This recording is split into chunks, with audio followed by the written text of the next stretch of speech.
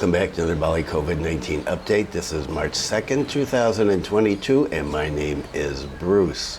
And the weather today is, 4.2 kilometers per hour wind speed.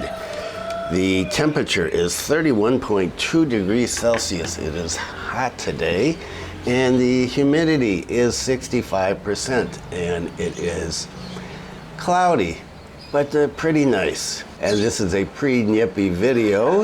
Nyepi is tomorrow, and so there's a lot of stuff on Nyepi today.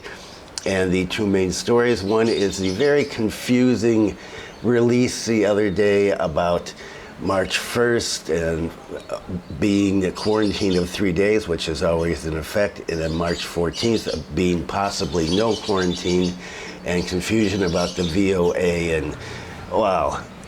A lot of people are confused about things these days. So that is the first main story. The second main story is Nyepi, because Nyepi is tomorrow. And Nyepi is, well, it's one of the most important days of the year in Bali. And so there are a number of segments on that. Community activity restrictions remain at level 3 in Bali. I don't even talk about this anymore because, well, if we get to level 2, then I'll talk about it. Otherwise, we would just assume that we're at level 3. Let's get on with the numbers, which are looking better. New national cases in Indonesia, 24,728. So we are dropping. That is a big drop from the other day. Good news there. National recoveries, 39,887. So a lot more recoveries than new cases, also good. And deaths, well, deaths are not good. We're up to 325. But as I said in the last video, that was to be expected from the huge spike in cases. And what about the numbers in Bali? 242 new cases yesterday. So good news there. We are moving back down again.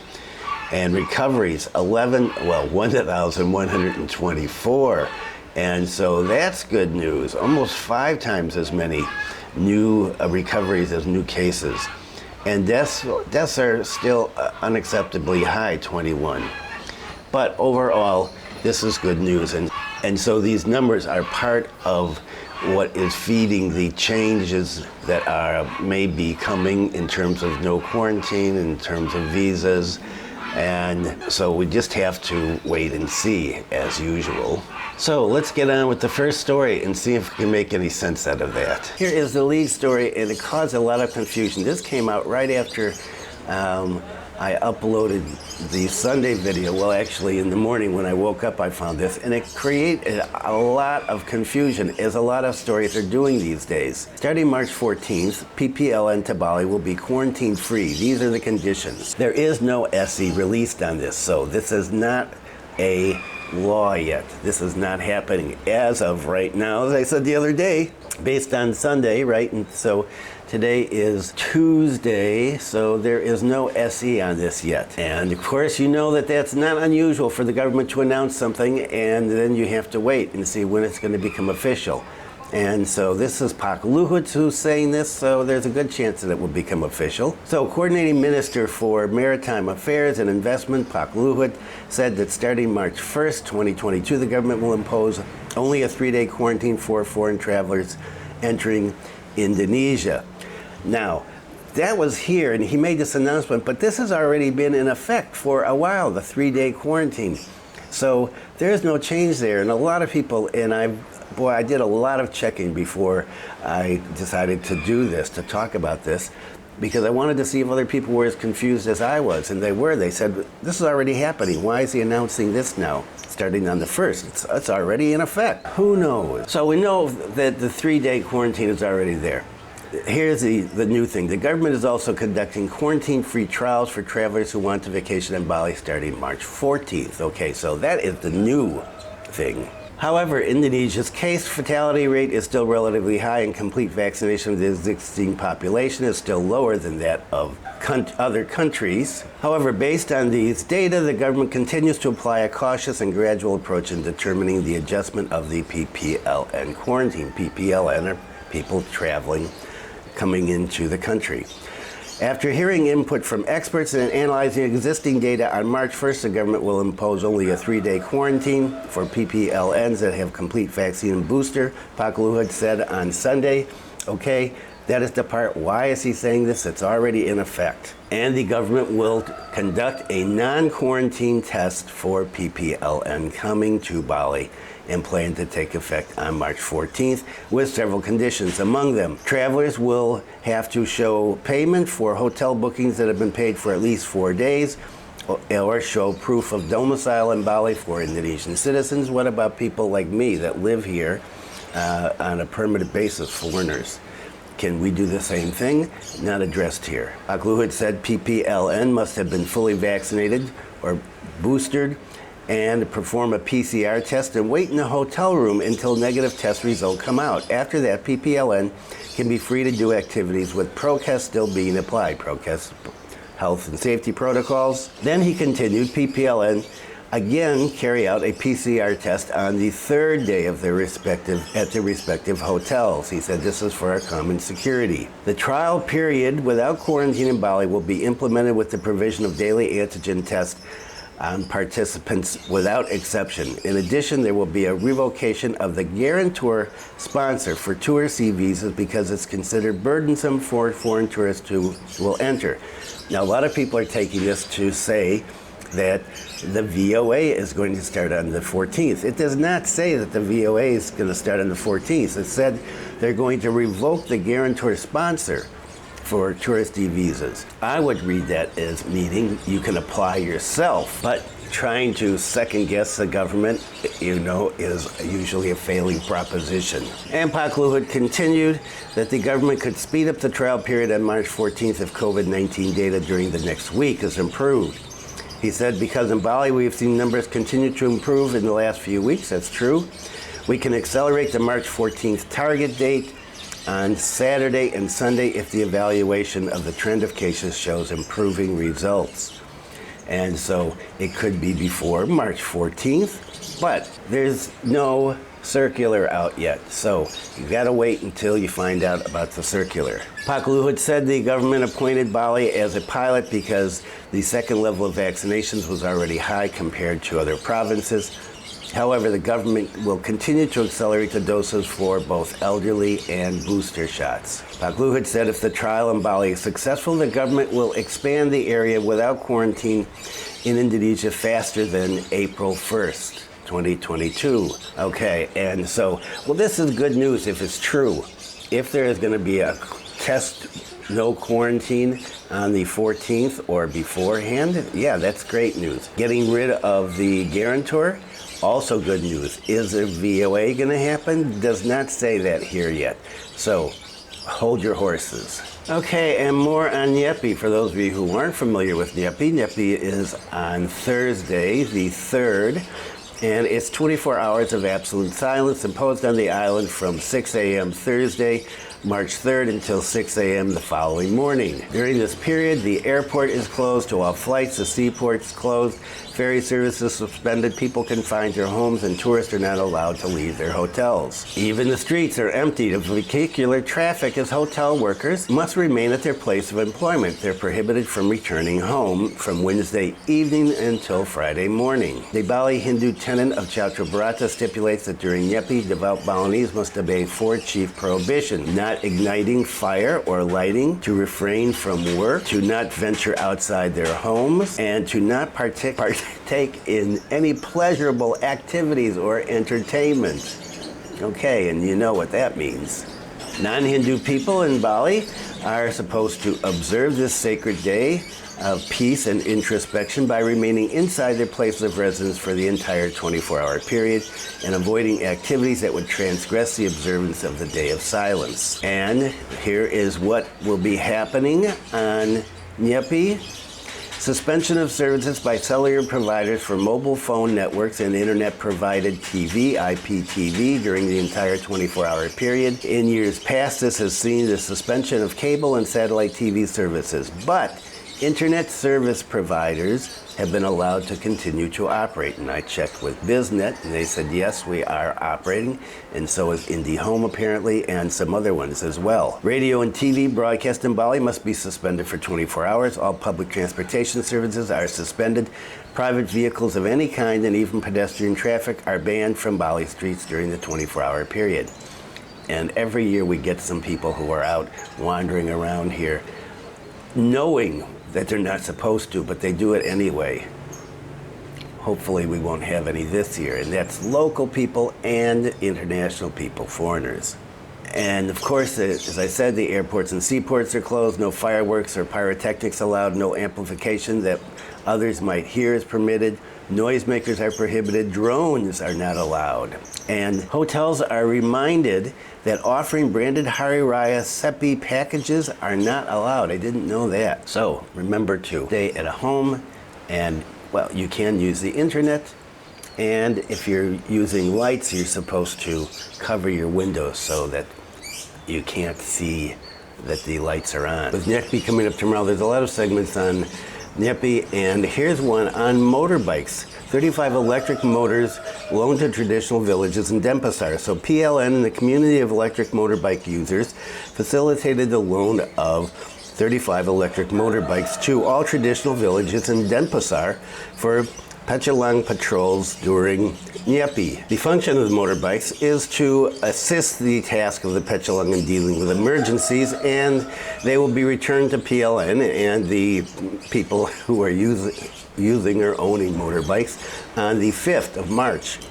He said his party appreciated the movement from the electric motorbike community and also PLN, which supported the supply of the motorbike chargers. The use of the electric motors for patrol during Nyepi is expected to be momentum towards a new era in Bali. I guess a new era of clean energy. Meanwhile, the head of public relations of PLN said PLN facilitated as many as 15 units and 15 units of electric motors from the Kembali Becek collaborative community, so a total of 35 units has been loaned to the Pecalang. And to representatives of the Pecalang Denpasar who were present at the meeting, he advised that the use of the electric motor should not interfere with the traditional implementation of Chaturbrata Penyepian. He suggested that the motors only be used during emergencies so that there would be no vehicular traffic, even though the electric motors do not make a sound. And you know, if you've watched this channel before, my son-in-law and my son are involved in electric motorcycles in Bali. And so if you want to buy one and you live in Singaraja, my son is just opening a shop up here. You could come by and buy a motorbike from him. So there's 35 motorbikes. Now, what's the problem with this?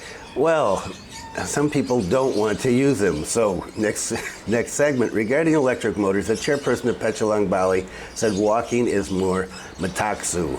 The head of the Bali province, Pecalang, Made Mudra, said that he appreciated the decision of the Bali Traditional Village Council to return the electric motorbikes to PLN and the electric motorbike user community. He said that even though they appreciated and were grateful to those who lent the Pecalang electric motorbikes, especially in the context of intending to ease their duties, the moment is not right. He said Nyepi should not be used as a promotional event by the company.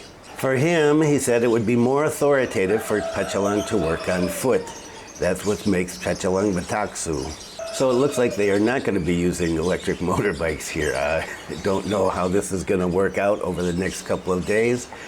But just remember, if you are here in Bali for Nyepi, you are not supposed to be out wandering around. Every year we get some people doing that. And some more on Nyepi. BI, Bank of Indonesia, suggests control team to monitor food stocks ahead of Nyepi Day. According to Bank Indonesia Bali Representative Office Chief Trisno Nugroho, we need to anticipate price hikes in several food commodities that often cause high inflation on Nyepi Day. What are those foods? Onions, broiler meat, broiler eggs, cayenne pepper. And another important thing to watch out for is cooking oil. Cooking oils are still sold above the prices set at maximum retail by the government. because, well, people need cooking oil to cook, and so some people do some price gouging. Recently, in a high-level meeting of BI and the Bali Region Inflation Control Team, Bali Governor Wayan called for joint efforts in managing problems in Bali's economy. Okay, that's always good news. Among other suggestions, he stated that Bali needs to build a cooking oil processing industry, as the region has a considerable amount of coconut supplies. This measure can be one of the solutions in the medium to long term to reduce Bali's dependence on cooking oil supplies from Java. Additionally, the governor emphasized the need for a policy to optimize Bali's domestic market, and to that end, the Bali provincial government is preparing a policy of limiting the entry of food commodities that Bali actually has in surplus. What is that going to do to the prices? Don't know. And more on Nyepi. Home internet users can surf during Nyepi in Bali this year. I mentioned that briefly in a different segment. The head of Bali Provincial Government's Communication, Informatics, and Statistics Agency, Gede Pramana, stated that not all internet channels will be turned off during Nyepi. What is turned off is only cellular data and IPTV. However, telephone, SMS, and fiber optic network are still served, he said on Monday. This means home internet services such as IndiHome, BizNet, IconNet, and others will continue to run smoothly during Nyepi Day. He explained that providers that serve cellular data and IPTV in the Bali province and surrounding areas will be shut down on Thursday, March 3rd at 6 o'clock in the morning. And will come back on 6 o'clock on Friday morning. And so I won't have any TV, but I can use the internet. That's more than in the past. And Pak Gede Pramana hopes that the community will remain orderly and comply with provisions that apply during Nyepi celebration, especially during the pandemic. He said, I hope the entire community in Bali understands and implements the provisions set by the government so that this year's Nyepi celebrations can take place with service. The internet was turned off, what was it, a couple of years ago, after there were some idiots who were out wandering around up in the Badugal area and put themselves on the internet, on social media, and made people crazy, of course, for good reason. And so then internet was turned off so that idiots like this could not put themselves on there and show that they were violating Nyepi protocols. So hopefully this year people will behave themselves. I don't know why it is so difficult for people to stay inside for 24 hours a day. I've been complaining about this for 32 years and it's still a problem. And what about vaccines and vaccinations? 9.8 million Indonesians have received COVID-19 booster doses. The number of people who have received at least the first dose under National COVID-19 vaccination program has reached 190,672,288, with 141,174 Indonesians receiving their first dose this past Saturday. As for the second dose, number of recipients increased by 494,396 on Saturday, up to 143,774,691. And the government has got a target of 208,265,720 citizens. That's out of the 270 million population. And this is, remember, we talked about this a long time ago, years ago now, to get that magic 70% herd immunity that is supposed to exist. And as I reported before, the Ministry of Health has reduced the waiting period for people to receive the booster COVID vaccine from the initial 6 months after their second dose down to 3 months. And what is the government doing about COVID? Well, they're getting ready to move from pandemic to endemic status. Government outlined strategy to change pandemic status to endemic. Health Minister. According to the Health Minister, Pak Budi, we've received directions from the President with input from the Coordinating Minister regarding the strategy to shift from pandemic to endemic. We have prepared the protocol, he said in a press conference on Sunday. The health minister explained that President Jokowi's called for careful consideration before arriving at the decision by taking into account various approaches from the scientific, health, social, cultural, and economic aspects. The minister noted that a number of countries have already lifted various restrictions related to COVID by taking into account various approaches, not only to health and scientific approaches, and that included cultural and economic. Pak Luhut said the government has recorded a downward trend in the number of COVID-19 daily cases and hospitalizations in Indonesia. And so based on the results of last week's review, the trend is that everything is in decline. And he explained that several provinces had confirmed a decline in COVID-19 transmissions and positivity rates, including Jakarta, Bali, Banten, Maluku, Papua, and West Nusa Tenggara. And so we're going to change from pandemic to endemic. How is that going to affect us? Not explained yet. And so what about schooling in Bali? You know, this is a big thing for me. Denpasar restarts face-to-face schooling. I was telling my granddaughter today about this. She said, oh, when are we going to start? I said, I don't know. I haven't heard anything about Bulang yet. I only know about Denpasar. So the head of the Education, Youth and Sports Service for the city of Denpasar, A. Gede Waratma, has announced that face-to-face teaching in the capital city will resume on March 4th, one day after Nyepi. And if you've watched this channel, you know face-to-face learning was abandoned close to a month ago because of the spike in cases due to Omicron, even though everything else was still open, a decision that, well, I've criticized many times. The decision to reopen schools in Denpasar follows instructions and guidance issued by the Minister of Home Affairs and the Ministry of Education and Culture. According to Waratma, this has been done in consideration of the declining slope of infections and the current high rate of recovery. So we are recommending face-to-face teaching. Hopefully after Nyepi, we will not see an increase in infections. And you know, according to levels, this is how this works. Depending on your level, the schools stay open. It doesn't make any sense, really, but that's how things work. And so because Denpasar remains under Category 3, PPKM, classes at the schools will only be conducted at 50% of their normal capacity. Still, 50% is better than what is happening right now with online learning, which is just, as I've said many times, a joke. And here's something. The election, the presidential election, is not for another 2 years, 2024, but talk about it is already starting. And one of the things right now is talk about whether or not the election is going to even be held, because there are some people that want to delay the election in 2024. This is 2 years away because of a number of reasons, and we'll talk about that. Delaying 2024 elections only serves interest of oligarchs, LP3ES. And so the director of the Institute for Research, Education, and Information on Economy and Social Affairs, that's the LP3ES, Pak Wijanto, said on Tuesday that the idea of postponing the general elections in 2024 only served the interest in oligarchs. Which oligarchs? He didn't say which oligarchs in this interview. He said, moreover, the COVID-19 pandemic that some people are using to justify postponing the elections simply does not make any sense because it's being downgraded to an endemic. And are we expecting to be in the state of PPKM in another 2 years?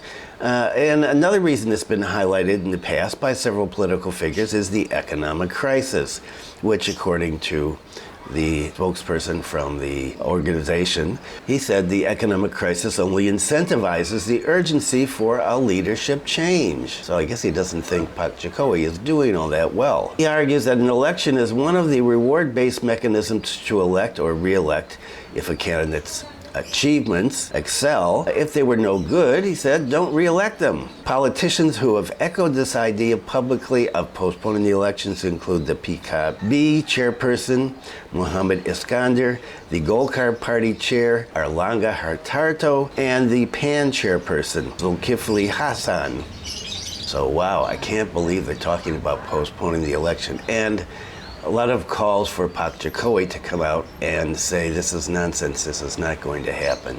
And so, going to keep an eye on this story. And of course, Pak Prabowo is going to run again, and so he's against postponing the election. maybe, if this his third time or fourth time, I think the third time, maybe the third time will be a charm for him. And so what is happening here with the war going on in the Ukraine, with the Russian invasion, what's happening in terms of Indonesia? Minister, Indonesian tourism to remain open for Ukraine Russian tourists. So according to Pak Sandiaga Uno, the tourism minister, tourists from Russia and the Ukraine will still be allowed to visit Indonesia because he said they contribute to the local economy. The minister's announcement came after a number of countries imposed international travel restrictions for Russian citizens as economic sanctions following Russia's full-on military aggression in the UK. Santiago said the government does not intend the international conflict to affect the domestic tourism recovery, especially after the government had planned to make available direct flights from Moscow to Bali. He said all of these state ministries will continue to coordinate in order to make available direct flights from Moscow to Denpasar. This will surely be evaluated on a daily basis. However, things will be prepared as soon as confirmation comes from Ukraine and Russia. What confirmation are they waiting for from the Ukraine? The tourism minister's deputy of tourism products and creative economy, Pak said the number of tourists from Ukraine and Russia continue to grow annually. And so Indonesia will not be restricting any movements of Russians. And, well, let's take a look at the next story and see what Russians and Ukrainians in Bali are doing. Ukrainian and Russian foreigners in Bali condemn Russian invasion. Hundreds of Ukrainian and Russian foreigners held a peaceful demonstration in front of the Honorary Consulate of Ukraine yesterday, and that's in Sesatan in South Denpasar. In their actions, they strongly condemned the actions of Russia, which invaded Ukraine, and the demonstrators wanted a peace agreement. They put that voice in a number of posters that they brought. And according to a spokesperson for the group, he said that Ukrainians in Bali wanted their country to live in peace. They also help in whatever way they can. They also donated modest funds to collect clothes and food to be sent to their country. Not only for humans, they also send aid for animals because, according to the spokesperson, war is not only suffering people, but also suffering animals. Most of the Ukrainian citizens in Bali are now overcome with sadness and worry. They worry that their families in the Ukraine will become victims. Meanwhile, a Russian foreigner who also took part in a peaceful protest admitted that even though he was a Russian citizen, he did not want war. He said, "From the heart, we also don't want this war. For Putin, maybe he has his own judgment, but I hate it, war." And so it's good to see the Ukrainians and Russians here in Bali getting together to push for peace. Something that I found interesting. If it was up to me, I would prefer to drink scotch all day long. But, well, there's no scotch around here. And here's one about fake booze. Fake black label drinks, DKK. Wayan Putrawan immediately tried. So the entrepreneur has been making his own fake brands of booze, including Black Label, Red Label, Chivas Regal, and Jack Daniels. He's currently sitting in the jail in Gianyar, and he's originally from Sangsit up here in Bulaling. The public prosecutor said that he's being charged with violating law number 39/2007 on excise. And there are several articles that are suspected. One of them is Article 14, which carries a maximum imprisonment of 5 years. What does that entail? He doesn't have a license to sell booze as an excisable good from the Minister of Finance. According to the prosecutor, the losses amount to hundreds of millions of rupees. The suspect produced the fake drinks in a rented house in South Denpasar.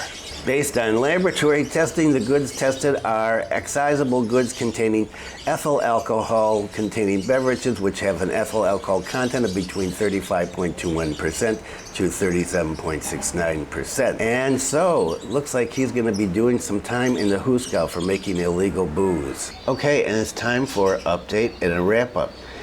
First, in the update, and wow, I didn't even talk about this because I don't know where this change came from. I just saw this on the Bali Hotels Association website today.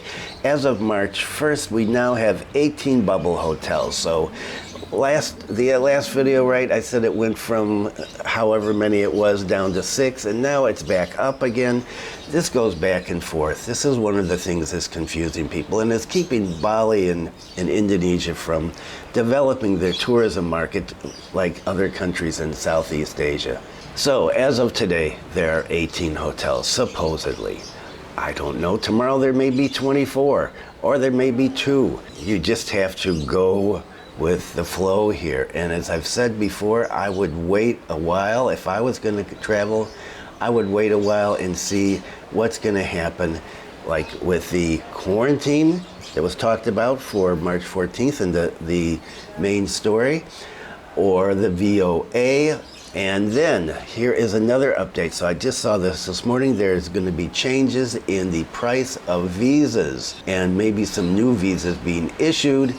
And I just saw a government document. I haven't had time to go over it. The prices have gone up a little bit. It's going to upset some people. And I'm not going to talk about that until I get a chance to read that and see if there's going to be a release from the government explaining these changes and what they mean and when they're going to take effect. And that is it for the updates. And what about the wrap-up? Well, so more confusing news.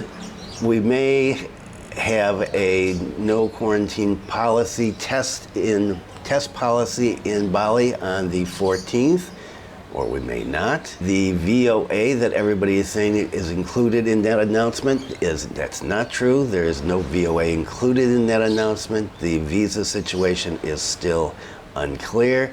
And so we're going to have to wait to see. And there has been, as of right now, this is Wednesday afternoon, there has been no circular put out about the 14th date. And so waiting to see about that. And then the possibility that in April, there would be no quarantine all over Indonesia. And so if the trial proves to be successful, the numbers are getting better. And so that's looking good.